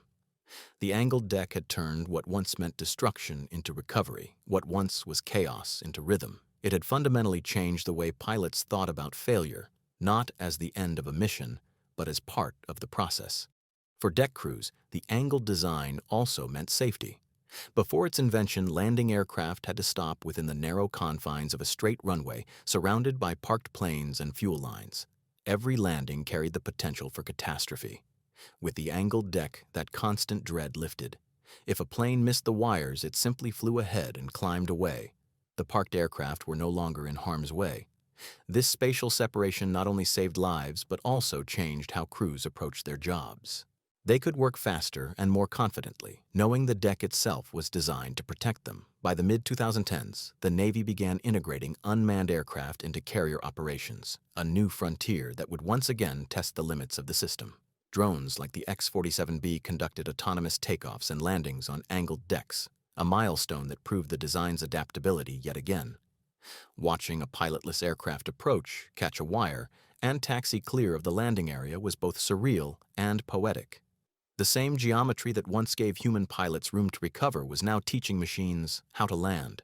The angled deck had become a bridge between eras, linking the instincts of flesh and blood aviators to the precision of artificial intelligence. From a distance, it might be easy to underestimate how much the angled deck has shaped history. But when you look at every major naval operation of the past 70 years, it's there, quietly underpinning everything. The Korean War, Vietnam, the Cold War, the Gulf, Afghanistan, all of them unfolded, at least in part, from those angled runways at sea. Every landing, every takeoff, every strike, every rescue, all possible because of a decision made by one Royal Navy captain and a handful of engineers who believed that changing the shape of a runway could change the course of naval warfare. It's hard to think of another design feature in military history that's had such a lasting impact. Tanks evolved, submarines evolved, aircraft evolved, but the angled deck remains almost untouched in concept across generations. It has outlasted the men who invented it, the wars that inspired it, and the politics that surrounded it. It endures because it solved a problem so completely that it became invisible. Today, no one questions why carriers have angled decks. They simply can't imagine them without one. By the late 2010s, the angled deck had become something larger than its original purpose. It was a legacy, a living inheritance passed through generations of sailors and engineers. Every time a carrier set sail, that slanted runway carried with it not just aircraft, but history. It was a bridge connecting the era of roaring piston engines to that of whispering stealth jets. From the deck of the HMS Centaur to the USS Gerald R. Ford, the same geometry guided every landing, every trap, every breathless moment when a pilot's skill met the ship's design in perfect harmony. The Navy often describes its carriers as mobile sovereign territory, and nowhere is that sovereignty more evident than on the angled deck. It is a space that belongs to no nation's soil, yet projects the will of a nation across thousands of miles. When a carrier appears on the horizon, it brings with it the authority of presence. Diplomats can negotiate, generals can strategize, but the angled deck makes those decisions real. It is the physical embodiment of policy in motion. It can deliver aid, enforce no-fly zones, or strike with pinpoint precision, all while staying beyond the reach of geography or borders. That freedom of action was not an accident. It was engineered. The angled deck transformed carriers from reactive weapons into proactive ones. A straight-deck ship had to wait for the right conditions to operate safely. Wind direction, ship speed, and deck alignment all had to be perfect before a pilot could land. But the angled deck expanded those margins. It allowed for continuous operations in less than ideal conditions, turning weather and sea states into manageable variables rather than absolute limits. In a world where time is the most precious resource in war, this reliability became priceless. Inside the Navy, the angled deck also changed how officers thought about risk. Before its invention, the carrier was a fragile balance between offense and safety. Every landing, a potential disaster. Afterward, commanders began to think in terms of tempo rather than hesitation. They could plan more aggressively, knowing that recovery operations no longer threatened the integrity of the ship. That shift in mindset rippled outward into doctrine, strategy, and even the psychology of command. The Navy stopped thinking about what it couldn't do and started asking what it could. The angled deck gave it permission to think bigger.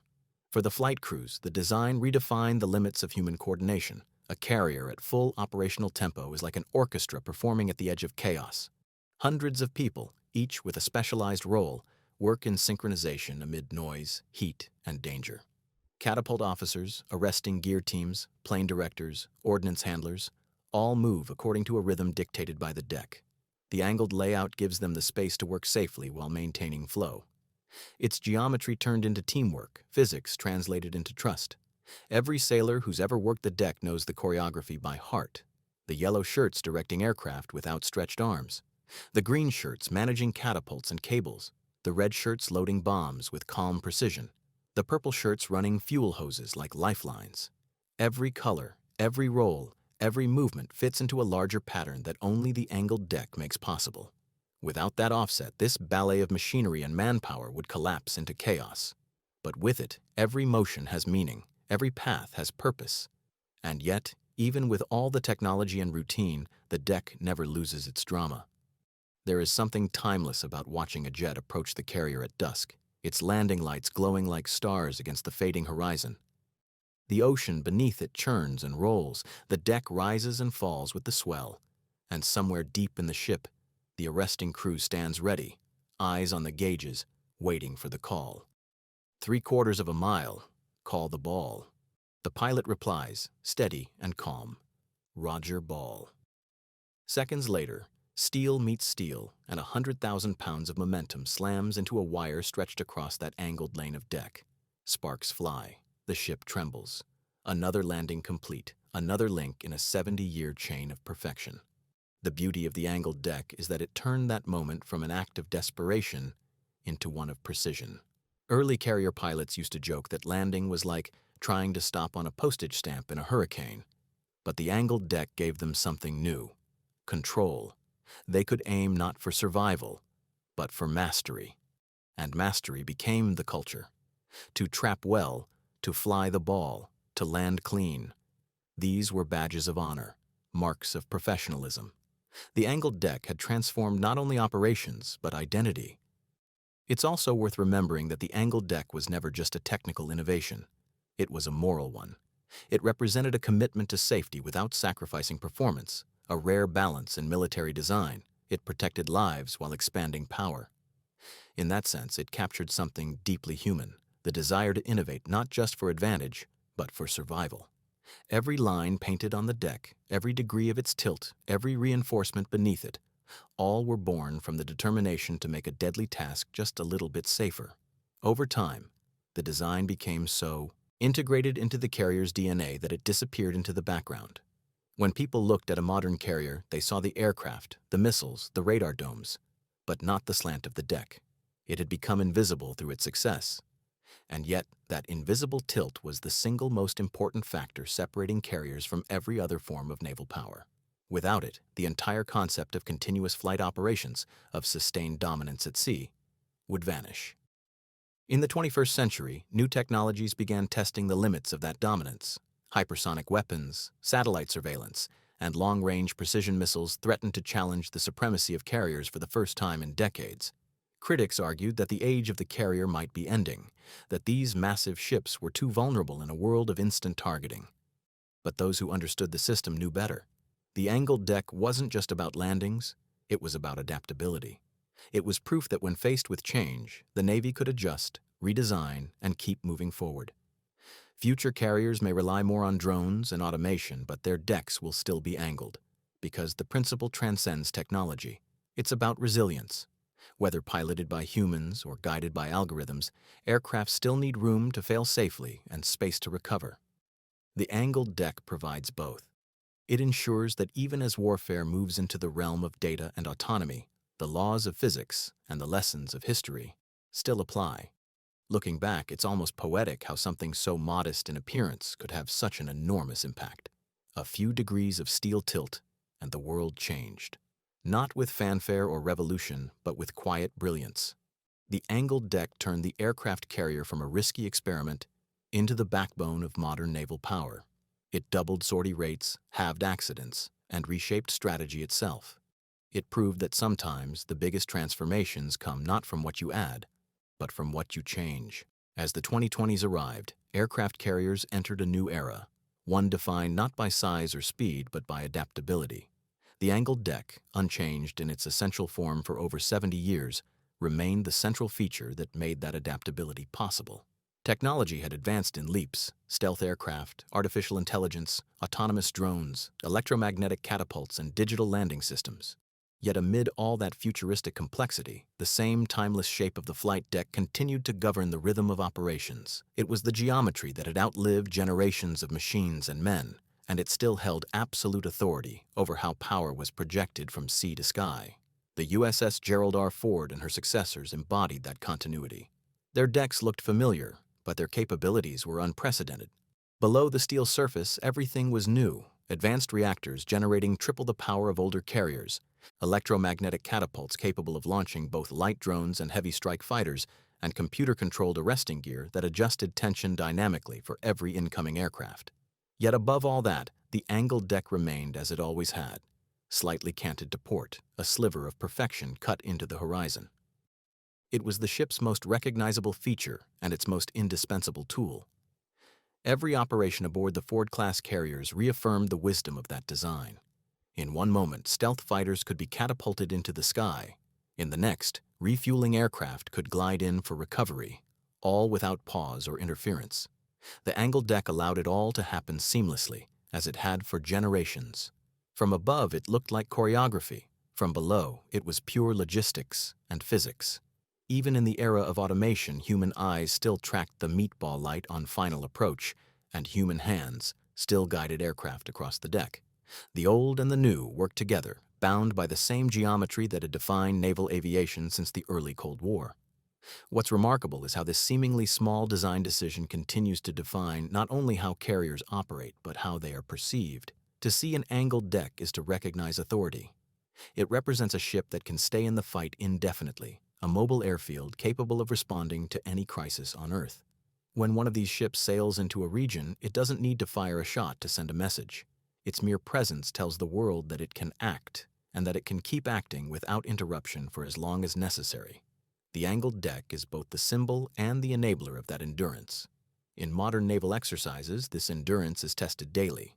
Pilots practice landings under simulated combat conditions, recovering to the deck with minimal visibility or during high sea states. The optical landing systems, now enhanced with digital displays and laser guidance, still rely on the same principles that guided aviators in the 1950s.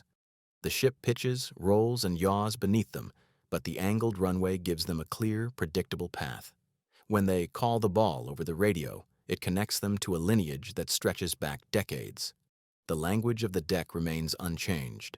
The physics remains unchanged. The trust remains unchanged. Perhaps the most profound testament to the angled deck's brilliance is how little it is needed to adapt. While the rest of the world's militaries reinvented their doctrines, retooled their arsenals, and redefined their strategies, this one innovation remained constant. It didn't become obsolete. It became foundational. Modern carriers could no more abandon the angled deck than a pilot could abandon lift and drag.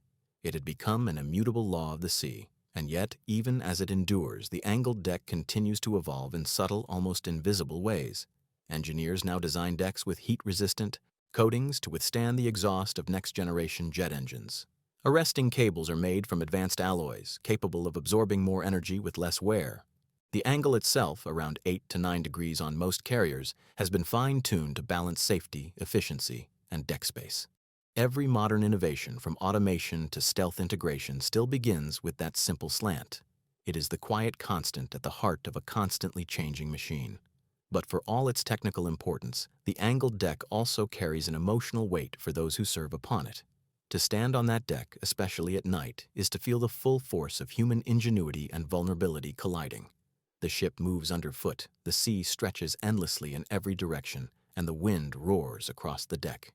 Then, out of the darkness, a set of landing lights appears. A jet materializes from the void, racing toward a strip of steel barely longer than a city block.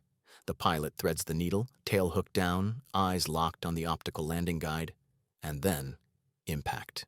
The cable catches, the plane stops, the deck trembles. In that moment, 70 years of innovation and courage meet in one perfect instant. To outsiders, it might seem routine, even mechanical. But to those on board, every landing is a shared heartbeat. The deck crew holds their breath, the arresting officers watch their gauges, and the pilot trusts everything: the ship, the crew, the system. When the aircraft stops, a cheer rises quietly over the intercom. Another landing, another success, another reminder that the angled deck still does its job flawlessly. Beyond its role in military might, the angled deck also represents something deeper about human creativity. It's a reminder that the greatest breakthroughs often come not from adding complexity, but from simplifying intelligently. The inventors of the angled deck didn't build new machines, they changed the perspective. They looked at an old problem from a new angle, quite literally, and found a solution so elegant that it became eternal. In an age obsessed with technology, that kind of insight feels almost revolutionary. The angled deck's influence reaches far beyond carriers themselves. Its principle, creating redundancy and recovery space within a confined system, has inspired designs in aviation, architecture, and even robotics. Engineers studying how to design autonomous landing systems often cite the deck's logic: allow for imperfection, but control the consequences. In that sense, the angled deck isn't just a feature of a ship, it's a philosophy, one that values flexibility over perfection, resilience over rigidity. Even as nations explore new forms of warfare, cyber, space, unmanned swarms, The angled deck endures as a monument to what humans can achieve when they refuse to accept limitations. It stands as proof that design can be destiny, that a single line drawn differently can change everything. Every time a carrier sets sail, it carries that lesson with it, etched into its steel, and when you watch one of these ships glide across the horizon at sunset, its deck glowing under floodlights, you can almost feel the generations that built it. The British engineers who sketched the first angled concept on paper, the American shipbuilders who turned it into steel, the pilots who risked their lives proving it worked, and the countless sailors who've kept it alive ever since. They're all there, in that tilt of the deck, in that rhythm of takeoff and landing, in that sound of the cable snapping taut. The angled deck may look simple, but it contains everything: innovation, courage, risk, precision, and the eternal drive to improve. It's not just a piece of engineering, it's a human story written in steel and salt water, one that continues to unfold every single day, wherever a carrier sails. When you look at a modern carrier strike group cutting across the ocean, it's hard to imagine that it all depends on a slant, a slight turn of geometry that redefined what was possible at sea. The angled deck, almost invisible in its simplicity, gave those ships their true identity. Everything they do, their ability to project power, maintain constant flight operations, respond to crises anywhere in the world, flows from that subtle curve of steel. It is the quiet genius at the core of one of the most complex machines humanity has ever built. As the 21st century deepens, aircraft carriers face new challenges. The rise of long-range anti-ship missiles, hypersonic weapons, and precision-guided systems has changed the calculus of naval warfare. Critics argue that these immense vessels, once untouchable, now face threats that can reach them from thousands of miles away. But inside the Navy, confidence endures. The reason is not arrogance, it's adaptability. Carriers have always survived because they evolve, and the angled deck is proof of that evolution's enduring power. To understand why it still matters, you have to look beyond its physical form and see the logic it represents. The angled deck embodies redundancy, safety, and flexibility, principles that can outlast any single threat. In the jet age, it solved the problem of speed and weight. In the digital age, it solves the problem of tempo and complexity. The idea is the same: create room to fail safely, and you create the capacity to succeed repeatedly. That mindset shapes not just how carriers operate, but how the Navy thinks. It's a culture of recovery as much as a culture of precision. During training exercises today, this philosophy is visible in every detail. Pilots still practice bolters, deliberately missing the arresting wires to simulate recovery after a failed landing. They rehearse wave-offs, emergency launches, deck crashes, scenarios that test not perfection but recovery. The angled deck gives them the space to make mistakes safely. It turns every failure into a lesson. In that sense, it's not just an engineering feature, it's an educational one. It teaches resilience. It trains people to trust the system, to adapt, to keep going. That spirit of resilience defines the modern carrier crew. Thousands of sailors, engineers, and aviators operate together under extreme pressure, guided by that one fundamental truth: the ship never stops. Its deck never rests. Day or night, storm or calm, the operations continue. The angled deck allows that relentless rhythm to remain sustainable. It gives the crew confidence that their system can absorb shock, handle chaos, and still perform with precision. In a world of unpredictable threats, that reliability is priceless. And while technology advances, the human side of the operation remains timeless. Every pilot still experiences the same ritual before landing: approach, line up, glide path, throttle, call the ball. No matter how sophisticated the aircraft becomes, that final moment of connection between pilot and deck is still visceral. The human heartbeat syncs with the ship's motion. Instinct takes over where automation ends. The angled deck makes that moment possible, turning a dangerous act into a practiced art form. For those who serve, this art form carries deep pride. Carrier aviators often speak about their landings with reverence, not arrogance. They know how unforgiving the sea can be, how one misjudgment can change everything. Yet they also know that their ship, their angled deck, has their back. It's more than a piece of metal. It's a partner. It gives them space to fight gravity, wind, and motion, to reclaim control when chaos strikes. This unspoken partnership between pilot and ship has become the emotional core of naval aviation. There's also something profoundly symbolic about that partnership. The angled deck represents balance between risk and safety, precision and flexibility, man and machine. It's a design that accepts imperfection but refuses defeat. It allows for human error but demands discipline. In an age defined by technology that promises perfection, the angled deck remains a monument to human adaptability. It doesn't eliminate mistakes, it turns them into opportunities. The power of that symbolism extends far beyond the Navy. Engineers, architects, and designers around the world still study the angled deck as a model of problem solving. The lesson it teaches is universal. When faced with an impossible constraint, change the frame of reference. Don't fight the limitation. Bend around it. The angled deck literally bent the runway to make the impossible possible. It's a masterclass in how creative thinking transforms not just machines, but mindsets. For historians, the story of how this innovation spread across the world is equally fascinating. When the British first tested it on the HMS Triumph and HMS Centaur, it was seen as an experiment, an eccentric modification to solve a British problem. Within a decade, it had become the global standard. American carriers adopted it wholesale, followed by France, Australia, Canada, and later India and China. Every navy that aspired to operate jet aircraft at sea found itself adopting the same principle. It was one of the rare moments in military history when an idea was so obviously correct that it transcended politics, ideology, and even national pride. Today, if you look at a satellite image of any major carrier in the world, whether it flies the stars and stripes, the tricolor, or the red flag, you'll see the same diagonal pattern cutting across the deck.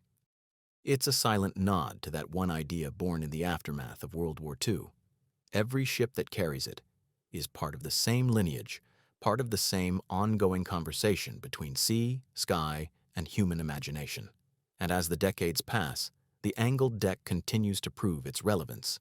The Navy's next-generation systems, like autonomous refueling drones and artificial intelligence-assisted landings, all operate within the framework that the angled deck created.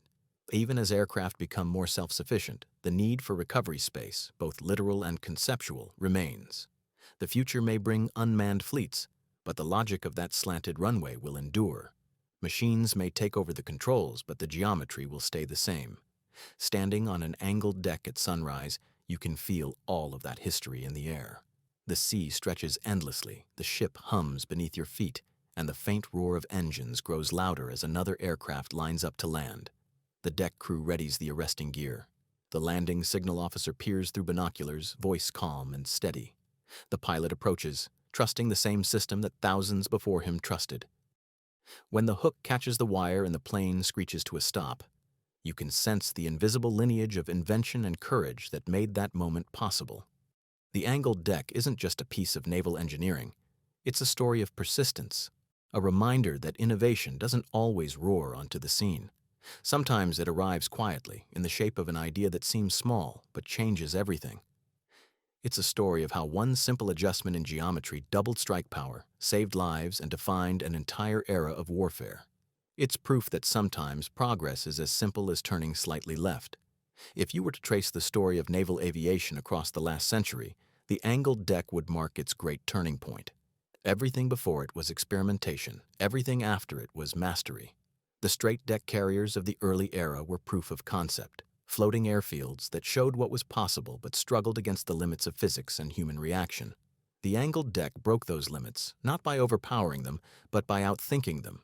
It redefined what it meant to be efficient, what it meant to be safe, and what it meant to be powerful at sea. When naval engineers first pitched the idea, it must have sounded like a paradox. Turn the runway sideways to make landings safer. It defied instinct.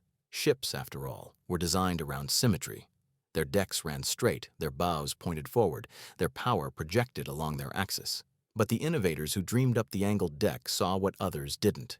They understood that control comes not from rigidity, but from the ability to redirect force.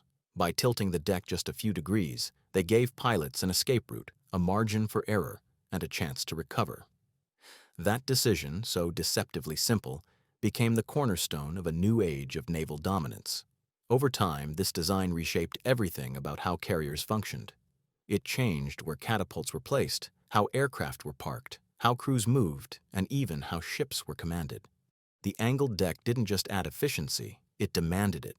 Every system on the carrier, from radar operations to fuel logistics, had to adapt to its rhythm.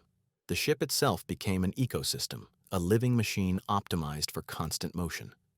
And that motion, endless, relentless, precise, is what makes the aircraft carrier the most formidable weapon ever built. Even now, in an era when technology moves faster than ever, the angled deck remains untouched at the conceptual level.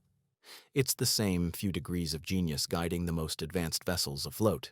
That's what makes it so extraordinary. Other innovations require constant reinvention to stay relevant. The angled deck stays relevant by being timeless. You can update the materials, refine the arresting systems, and automate the controls, but you can't improve upon the fundamental idea. It's already perfect, and that perfection has always been proven in practice. Every major conflict since the Korean War has tested the angled deck in one way or another. From the jungles of Vietnam to the deserts of Iraq, from the frozen seas of the North Atlantic to the Pacific's endless expanse, carriers have launched, recovered, and maintained dominance because that angled strip of deck allowed them to operate without pause. It's the difference between intermittent warfare and sustained power projection. It's what allows a ship hundreds of miles from land to function as a continuous air base, hour after hour, day after day. Pilots often describe the experience of carrier landings as a paradoxical blend of terror and trust. Even with advanced landing aids, there's a sense of awe every time the ship appears in the windshield, tiny and distant at first, then filling the horizon. The pilot's heart pounds, the ocean's surface flashes by, and then contact. It's over in a second, and in that second lies the culmination of decades of design, training, and courage. The angled deck has turned that second into an art form. It's the difference between chaos and choreography, between tragedy and triumph. From the perspective of those on deck, it's equally intense. Every crew member knows their role in that moment: when to signal, when to clear the landing area, when to reset the cables. The entire sequence is rehearsed countless times, but the adrenaline never fades.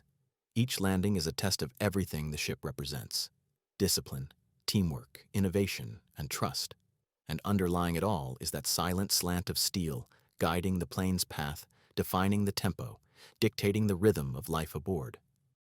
In recent years, as more nations develop their own carriers, the angled deck has become a kind of global language. It's the shared foundation of modern naval aviation, the one element that unites rivals across oceans. Whether it's the British Queen Elizabeth class, the French Charles de Gaulle, the Indian Vikrant, or China's Fujian, the same pattern is unmistakable: a runway that curves just slightly off-center, angled to perfection. It's a testament to the universality of good design, the kind that transcends borders and eras. Every nation that builds a carrier inherits a piece of that legacy, knowingly or not, and yet, even as it becomes universal, the angled deck remains uniquely personal for those who live with it. For sailors, it's a workplace. For pilots, it's a proving ground. For engineers, it's a masterpiece. It's where skill meets danger, where routine meets courage. It's the one place on Earth where human precision and mechanical perfection must coexist absolutely. There's no room for ego, no space for error, only trust in the system and in one another. The angled deck demands humility from everyone who steps onto it. Perhaps that's why it's revered not just as a technical achievement, but as a human one. It captures a truth about progress, that innovation often begins with fear. The angled deck was born out of desperation, a need to make jet landings survivable, to prevent catastrophe. It wasn't the product of luxury or ambition, it was the product of necessity.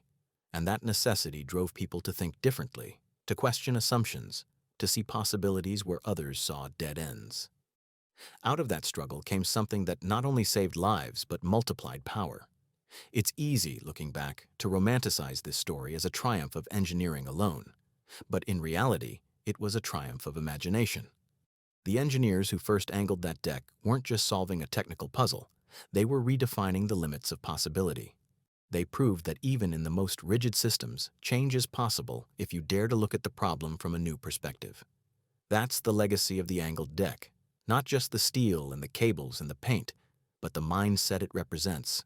The mindset that says, safety can coexist with power, precision can coexist with speed, simplicity can coexist with sophistication, that you can tilt the world just a little and double its potential. Every innovation eventually reaches a point where it transcends its origins, where it stops being just an invention and becomes part of how we think. The angled flight deck has reached that point. It no longer belongs only to the Navy or to the history of aviation. It belongs to the broader story of how human beings learn to master complexity without being crushed by it. It's a story of failure turned into function, of risk transformed into rhythm, and of how one idea, born from the narrow decks of post-war carriers, became a cornerstone of global power. Today's carrier pilots are the inheritors of that legacy. They train on simulators that replicate every roll and pitch of a ship at sea, every gust of wind and every cross-current. They practice the same calls, Roger Ball, Bolter, Clear Deck, that their predecessors used in Korea, Vietnam, and the Persian Gulf. The technology around them may have changed, but their world still revolves around that angled piece of steel. For them, it is both sanctuary and test. Every landing is a dialogue between man and machine, between courage and calculation.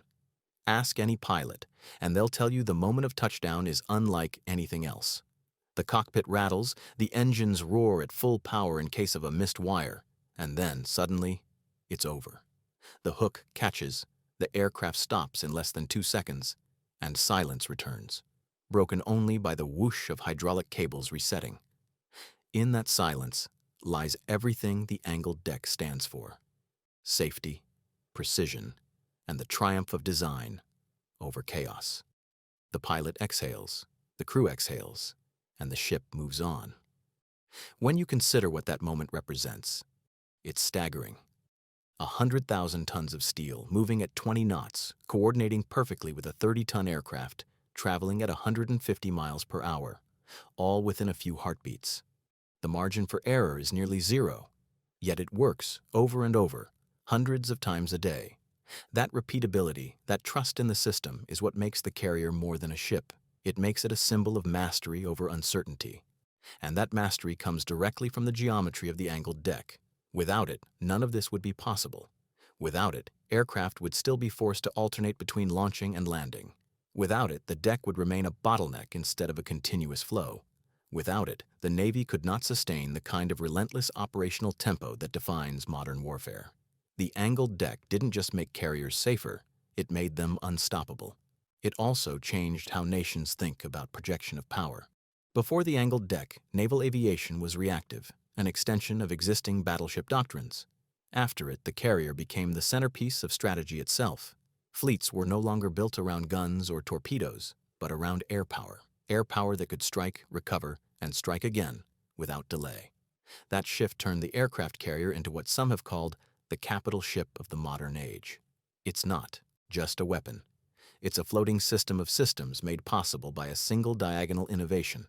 The human cost it prevented cannot be overstated. Before the angled deck, landing accidents were a grim reality of carrier life. Planes that missed arresting cables would crash into parked aircraft, burst into flames, or tumble off the bow. Every mission carried that shadow. After the innovation, those accidents dropped dramatically. The deck gave pilots an escape path and crews a margin of safety. Thousands of lives and aircraft were saved. It was an act of mercy disguised as engineering. When you walk across the deck of a modern carrier today, the lines and markings tell their own story. Yellow taxi guides curve toward the catapults, white lines define the landing area, red circles mark the arresting cables, and black and white chevrons sweep across the angled runway. It looks almost like abstract art, a geometric masterpiece drawn for the sake of precision. Every line has meaning, every shape has a purpose. Together they form a symphony of design whose music is motion. At sunset, when the flight deck quiets and the sky turns to fire, that geometry glows in the fading light. You can stand there, feeling the heat of the day still trapped in the steel, and imagine all the moments that have unfolded on that slope. The near misses, the perfect traps, the waves of relief and exhaustion, the cheers, the alarms, the steady hum of engines below. The angled deck has witnessed it all. It's soaked in the history of courage. It's also a reminder that progress isn't just about invention, it's about iteration.